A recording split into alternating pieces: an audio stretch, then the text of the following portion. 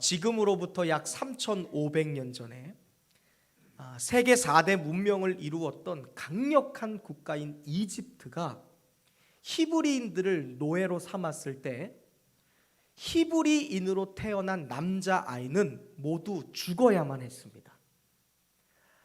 노예들의 폭발적인 인구 성장을 위협으로 느꼈던 이집트의 왕인 파라오가 히브리인의 가정에서 사내 아이가 태어나면 그 즉시 나일강에 던져 죽이라 하는 대학살 명령을 내렸기 때문에 그렇습니다. 그런데 히브리 가문 중에, 히브리 민족 중에 레위 가문에 속한 아므람과 그의 아내 요게벳은 자신의 가정에서 태어난 사내 아이의 아름다움을 보고 차마 죽일 수가 없었습니다. 그래서 집에서 석 달간 이 아이를 숨겨서 키우게 됩니다. 그러나 시간이 지나면서 점차 아이의 울음소리는 커져가기 시작하니까 집에서 더 이상 숨길 수 없는 지경에 이르게 됩니다. 그래서 그들은 눈물을 머금고 갈대로 만든 상자에 이 아이를 넣어서 나일강 한 귀퉁이에 띄울 수밖에 없었습니다.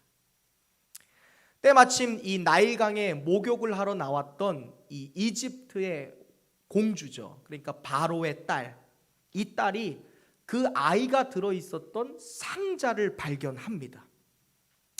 그리고 그 아이는 물에서 건져진 아이, 물에서 태어난 아이라는 뜻의 모세라는 이름을 갖게 되었고, 그 공주의 손에 의해서 화려한 이집트의 왕궁에서 이 아이가 자라게 됩니다.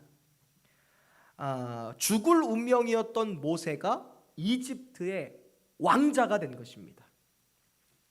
하지만 모세는 시간이 지나면서 자기 자신을 보고 이집트 왕궁의 왕족들을 보니까 나는 이집트인이 아니라는 것을 느끼게 됩니다. 나는 왕조로서 이 왕가에서 살고 있는데 내 모습과 이집트 왕조의 모습이 확연히 다른 것을 느끼게 되는 것이죠. 지금 왕궁에서 왕자로는 살고 있지만 내가 이집트인이 아니라 히브리 혈통을 가진 히브리인이라는 것을 비로소 모세가 알게 된 것입니다.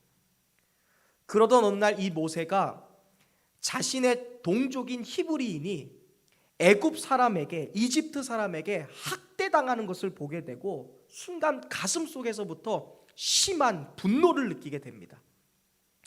그래서 동족인 히브리인을 괴롭히던 이집트 사람을 때려 죽인 후에 모래 속에 그 시체를 감추어 버립니다. 그러나 바로가 이 사실을 모를 리가 없죠.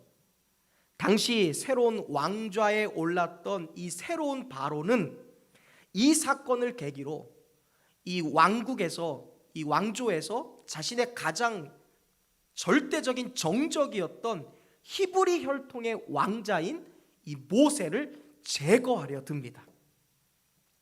그렇게 모세는 바로의 눈을 피해 광야로 도망치기 전까지 무려 40년 동안 이 이집트 왕궁에서 남 부러울 것 없는 멋진 인생을 살았습니다. 하지만 이 한순간 살인이라는 사건으로 인해 모세는 왕자라는 직책에서 도망자로 신분이 바뀌게 됩니다. 화려한 이집트의 왕궁에서 왕자로 살던 모세가 척박한 미디안 광야에서 양을 치는 목동이 된 것입니다. 그런 모세에게 있어서 지금 모세의 손에 들려진 이 지팡이라는 존재는요, 자기 인생에서 어쩌면 가장 감추고 싶었던 물건이었을지 모르겠습니다. 그러던 어느 날 하나님께서 80세가 된 모세에게 나타나십니다. 화려한 이집트의 왕궁이 아니라 화려한 애굽의 왕자의 자리가 아니라 이제는 도망자의 자리에서, 그리고 이제는 살인자의 자리에서, 그것도 척박한 미디안 광야에서 여러분 장인의 이드로에게 얹혀 살고 있었던 모세입니다. 그리고 장인의 양떼를 돌보는 그러한 찌질한 목동의 자리에 있었던 모세에게 하나님이 나타나셔서 모세의 이름을 부르시며 아주 잔인한 질문을 하나 던지기 시작하십니다. 그것이 앞에 나와 있는 말씀인데 우리 함께 읽어보겠습니다. 시작. 여호와께서 그에게 이르시되 너의 손에 있는 것이 무엇이냐? 그가 이르되 지팡이니이다. 여러분, 지팡이라는 것은 지금 모세가 실패한 인생을 살고 있다라는 증거였습니다. 지팡이는 모세가 이제 더 이상은 애굽의 왕자가 아니라 척박한 광야에 살고 있다라는 증거였고, 그가 더 이상 바로의 왕자가 아니라 양을 치는 비참한 목동이 되었음을 나타내는 상징물, 그것이 모세가 들고 있는 목동의 지팡이였습니다. 모세에게 있어서 이 지팡이라는 것은 너무나 부끄럽고 치욕스러운 삶을 살고 있는 자신의 삶을 대변하는 상징물이었고 깊은 열등감을 나타내는 물건이에요. 누구에게 보이기도 창피하고 누구에게 오픈될까 꽁꽁 숨기고 싶었던 그러한 자신의 아킬레스, 그것이 바로 모세에게 지팡이라는 물건이었습니다. 아마 예정대로라면 모세의 손에 들려 있어야 되는 것은 지팡이가 아니라 왕자의 홀이겠죠. 아니면 천하를 호령할 수 있는 바로의 왕자의 검이 그의 손에 들려 있어야 될지 모릅니다. 하지만 모세의 손에 지금 들려 있는 것은 말라 비틀어진 막대기고 고달프고 고생스러운 자신의 손때가 담겨 있는 볼품 하나 없는 지팡이입니다. 혹시나 모세가 장인 이드로의 양을 돌보기 위해서 미디안 광야를 돌아다니다가 혹시나 자신을 알아보는 사람을 그 광야에서 만난다라고 하면 순간 깜짝 놀라서 몸 뒤로 빨리 숨겨야 될 그 지팡이, 아니면 저 멀리 휙 던져버려야 될 그 지팡이, 그것이 모세의 손에 들려진 물건이었어요. 저기에 던져놔도 아무도 관심 갖지 않는 지팡이입니다. 그냥 누가 버리고 가도 그 누구도 탐내지 않은 부끄러움의 상징물인 지팡이예요. 그러나 하나님은 어떻게 보면 너무나 잔인할 정도로 그토록 모세가 감추고 싶어 했던 모세의 인생을 상징하는 부끄러움, 그리고 모세의 과거와 현실을 나타내고 있는 열등감의 상징물인 지팡이를 꼭 지명하여 그것이 무엇이냐라고 질문하고 계세요. 내 손에 있는 것이 무엇이냐? 모세야, 지금 네가 들고 있는 것이 무엇이니? 네가 붙잡고 있는 것은 무엇이니? 지금 너의 손에 잡혀 있는 것은 무엇이니? 라고 물어보고 계세요. 아마 이것은 모세에게 그렇게 들렸을 것 같아요. 너 지금 무엇을 하는 사람이니? 너 지금 어디에 있니? 지금 너의 현실은 어떠한 모습이니? 라고 묻는 아주 잔인한 질문처럼 느껴졌을 거예요. 너의 현실을 바라봐. Look at me. 너를 좀 봐. 너는 지금 뭐 하고 있는 거야? 그 하나님의 질문에 모세는 대답해요. 하나님, 나는 지팡인데요. 나는 부끄러움인데요. 나는 모멸감인데요. 나는 열등감이에요. 나는 실패자입니다. 나는 지팡이일 뿐이에요. 이어서 하나님은 그 지팡이를 나한테 내놓을래? 그 지팡이를 나에게 한번 던져봐. 그 지팡이를, 너의 손에 잡고 있었던 그 지팡이를 너의 손에서 좀 내려놓고 나에게 던져봐 라고 말씀하십니다. 여호와께서 이르시되 그것을 땅에 던지라 하심에 곧 던짐에 그것이 뱀이 된지라. 모세가 뱀 앞에서 피하매.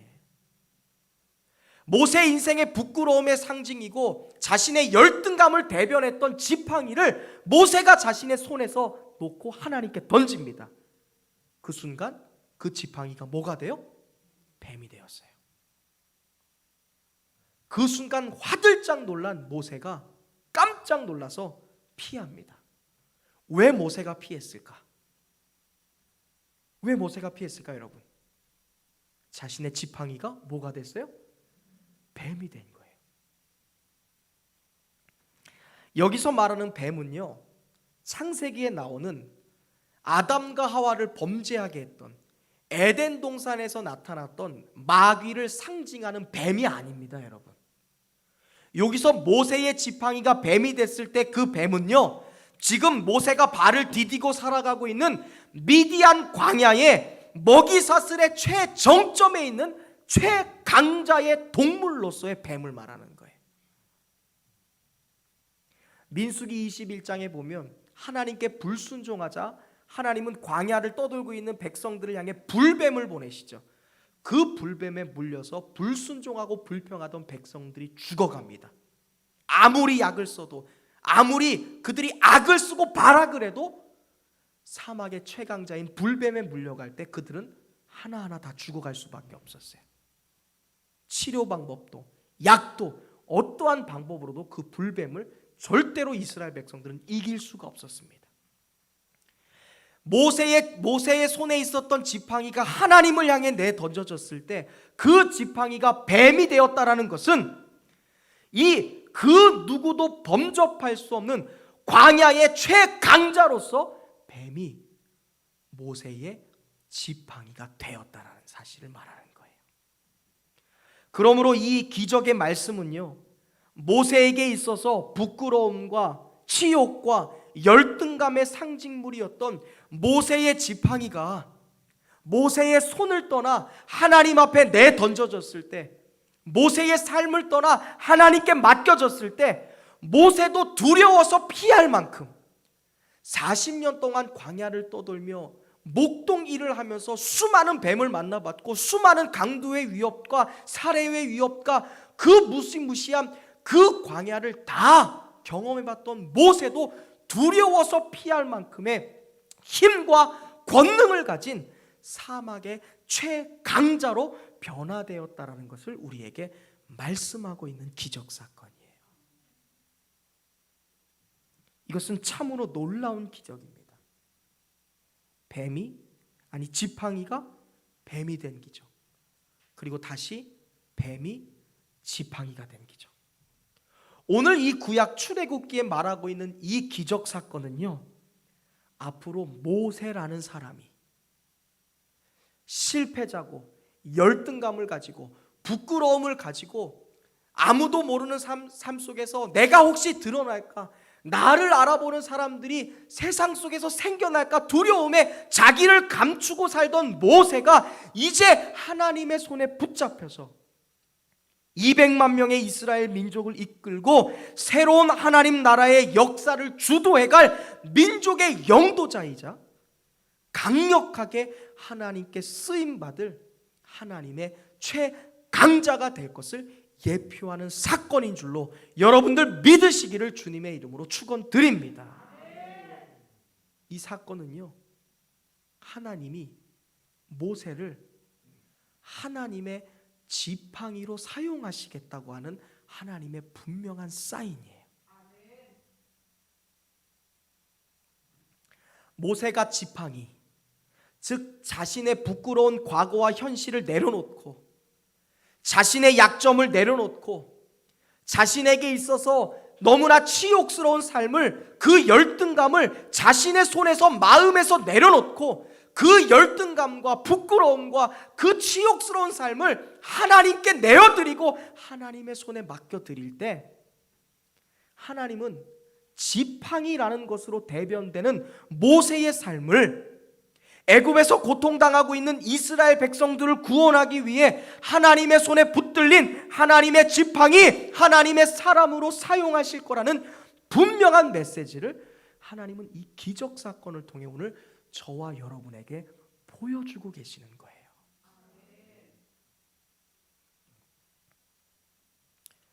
오늘 본문의 하이라이트라고 할 수 있는 말씀은요, 여러분 20절에 나오는 말씀입니다. 20절 말씀 우리 함께 읽어보겠습니다. 시작. 모세가 그의 아내와 아들들을 나귀에 태우고 애굽으로 돌아가는데 모세가 하나님의 지팡이를 손에 잡았더라. 하나님께서 처음 모세에게 나타나셔서 열등감과 부끄러움과 치욕스러움 가운데 자신을 하찮은 지팡이로 여기면서 그 지팡이 속에 자신의 과거와 현실을 감추고 있었던 모세에게 하나님이 나타나셔서 내가 이제 너의 지팡이가 될 거야. 네가 이제 나의 손에 붙들린 지팡이가 되어서 내가 너를 사용할 거야. 그러니 너의 삶, 너의 지팡이를 나에게 던져. 그럼 내가 그 지팡이를 잡아서 사용할게. 이 얘기를 들었던 모세가 다시 애굽을 향해 들어가는데 그가 붙들었던 게 뭐예요? 자기 자신의 지팡이가 아니라는 거예요. 여러분 생각해 보세요. 모세가 40년 동안 이 미디안 광야에서 장인의 양떼를 돌보면서 그가 붙잡고 있었던 것은 정말 볼품없는 막대기였을 거예요. 그 막대기를 하나님께서 가져가시고 새로운 막대기를 주신 게 아니에요, 여러분. 이 막대기는 40년 동안 자신의 실패와 치욕스러운 과거와 열등감과 자기의 부끄러움이 담겨있는 그 인생이 거뭇거뭇하게 묻어있는 손때와 자신의 인생이 다 담겨있는 그 똑같은 지팡이에요.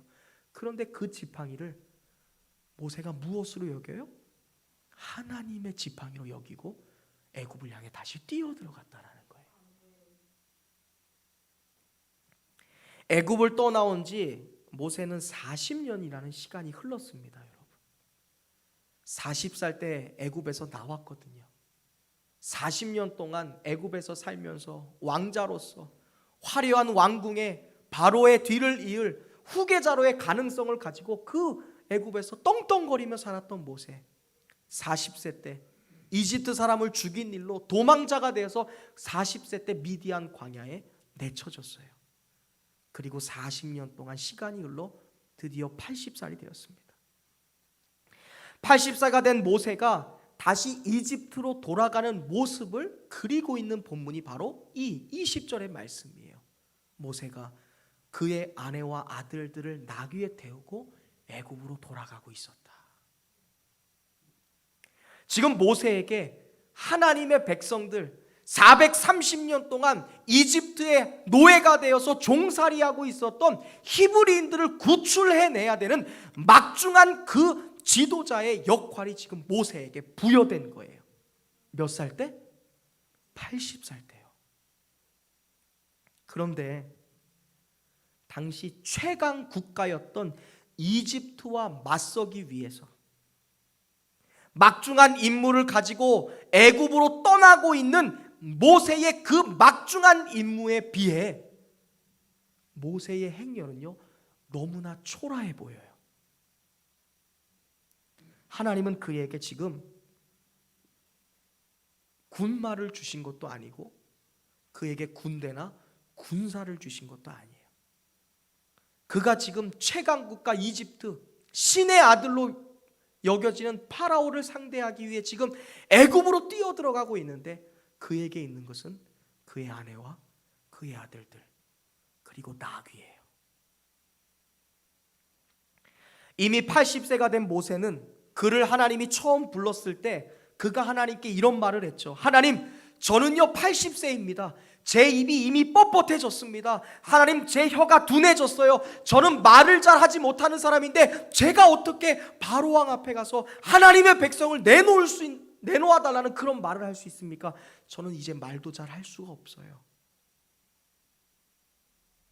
40년 전 처음 미디안 광야에 왔을 때 모세가 한 우물 곁에서 목자들에게 괴롭힘을 당하고 있었던 한 여인을 구해줍니다. 그 여인은 미래의 자신의 아내가 될 십보라라고 하는 여인이었어요.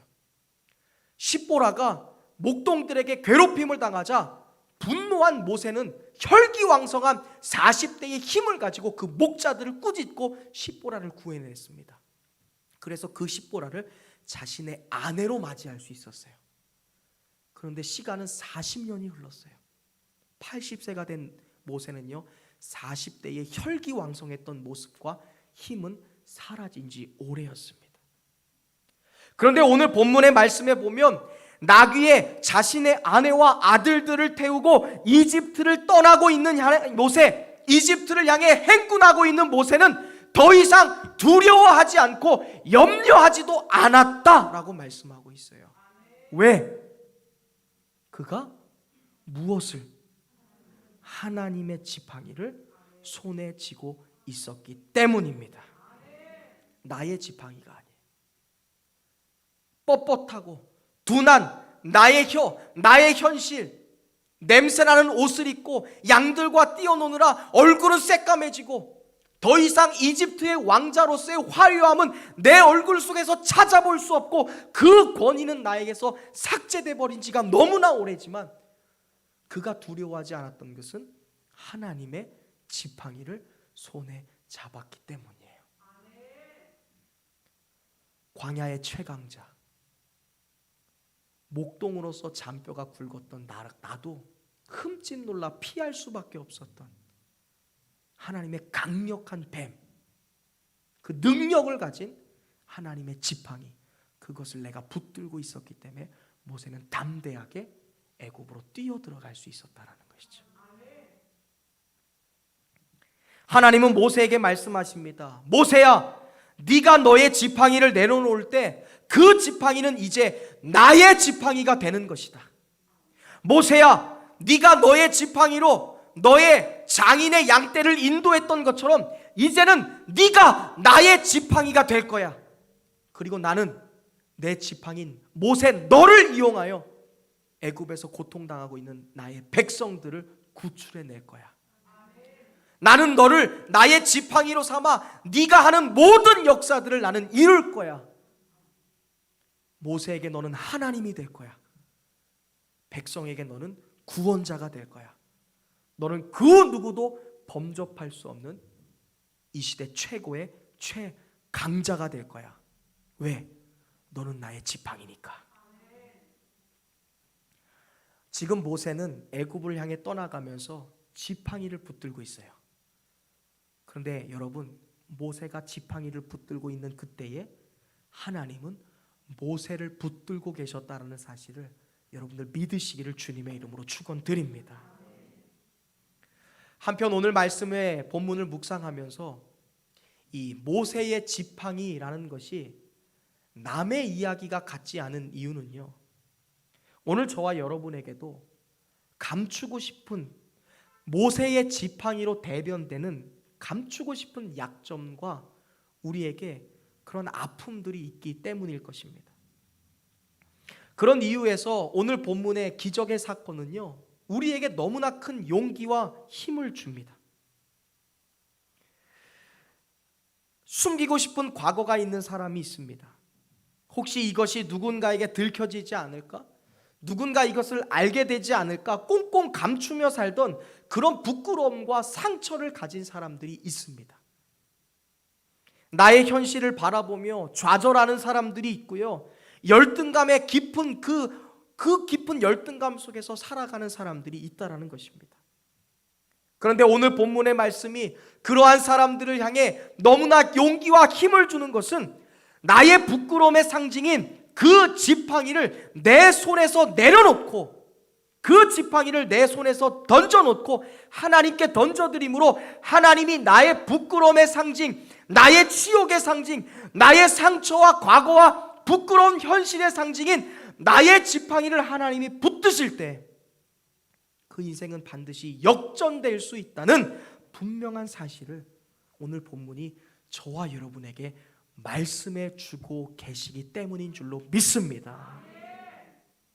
그래서 여러분, 하나님은요, 간혹, 아니 너무나 자주 사람의 약점을 들추어내는 분이세요.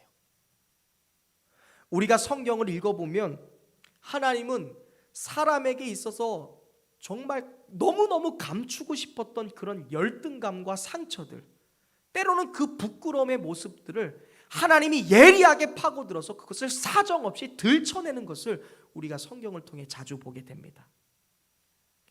요한복음 4장에 나오는 수가성 여인 잘 아시죠? 그 여인에게 평생토록 감추고 싶었던 것은 자신의 과거이자 현실이었습니다. 그녀에게는 5명의 남편을 거쳤던 과거라는 것이 있습니다. 그리고 지금은 6번째 남자와 살고 있었던 현실입니다. 그 모든 것은 이 수가성 여인에게는 감추고 싶었던 부끄러움과 열등감의 상징물인 그녀의 지팡이였어요. 그러나 주님은 그녀에게 이렇게 물으십니다. 네 남편이 어디 있느냐? 이것은 네 손에 들고 있는 것은 무엇이니? 내 지팡이는 무엇이냐? 라는 질문이었어요. 주님은 이 질문을 통해 이 여인의 감추고 싶었던 정곡 부끄러운 지팡이를 사정없이 들춰내셨어요. 사사기 6장에 보면 기드온이라는 사람도 동일한 경험을 했던 적이 있습니다. 기드온은요, 너무나 소심했던 사람이에요. 너무나 겁이 많았던 사람입니다. 그래서 그 소심함이 그 사람의 열등감이 되어서 살았던 사람이에요. 그래서 그 사람은 밀을 타작할 때 포도주 틀에 숨어서 밀을 타작했던 사람이에요. 오늘날로 말하면 골방에 들어가서, 창고에 들어가서 그냥 자신을 꽁꽁 숨기면서 밀을 타작하는 그 일을 했던 사람입니다. 그런데 그 자리에 그 열등감, 깊은 열등감 속에 살아가고 있었던 기드온에게 하나님이 나타나셔서 다음과 같은 말씀을 하십니다. 큰 용사여, 여호와께서 너와 함께 하시도다. 너는 가서 네가 가진 힘으로 이스라엘 백성을 구원해 내어라. 겉으로 보면 멋있는 말씀인데요, 열등감 속에 살아가고 있었던 기드온에게 이 말은요, 더 큰 열등감을 불러낼 뿐이었어요. 큰 용사? 나는 겁쟁이고 소심쟁이에요. 기드온이 이렇게 답변합니다. 나의 주여, 내가 무엇으로 이스라엘을 구원할 수 있습니까? 보소서, 나의 집은 이스라엘 민족 중에 가장 작은 집입니다. 그리고 나는 우리의 가문, 우리의 가족 중에 가장 막내, 가장 찌질한, 가장 겁쟁이일 뿐입니다. 자신 안에 감추고 있었던 그 부끄러움과 열등감을 드러내기 시작해요. 나는요, 우리 7형제 중에 가장 찌질해요. 가장 못 배웠어요. 아버지에게 가장 무시당하는 막내입니다. 나는 아버지 어머니에게도, 아니 내 아내에게도 무시당하는 사람이에요. 감추고 싶었던 수가성 여인의 지팡이를 예수님이 들추십니다. 그리고 열등감을 가진 기드온의 그 열등감의 지팡이를 하나님이 들춰내세요. 어쩌면 그 하나님은 우리에게 너무나 잔인한 분처럼 보이실지 몰라요.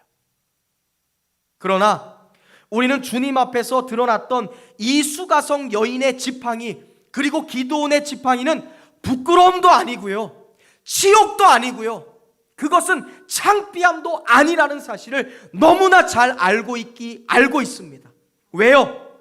사람 앞에서 들춰지는 부끄러움은 아픔이죠. 사람 앞에서 들춰지는 과거는요, 창피함이죠. 부끄러움이고 열등감입니다. 그리고 사람 앞에서 드러나는 현실의 열등감은요, 치욕이지만요, 하나님 앞에서 그 아픔과 하나님 앞에서 드러나는 그 열등감, 하나님 앞에서 드러나는 현실의 부끄러움이라는 것은요, 치욕도 아니고요, 창피함도 아니고요, 도리어 축복이 되는 것을 우리는 잘 알고 있기 때문에 그렇습니다. 하나님은요, 수가성 여인의 지팡이를요, 영광되게 하셨어요. 그녀의 과거, 그녀의 부끄러운 현실을 더 이상 부끄러움이 아니라 하나님은 이러한 사람도 사용하실 수 있다.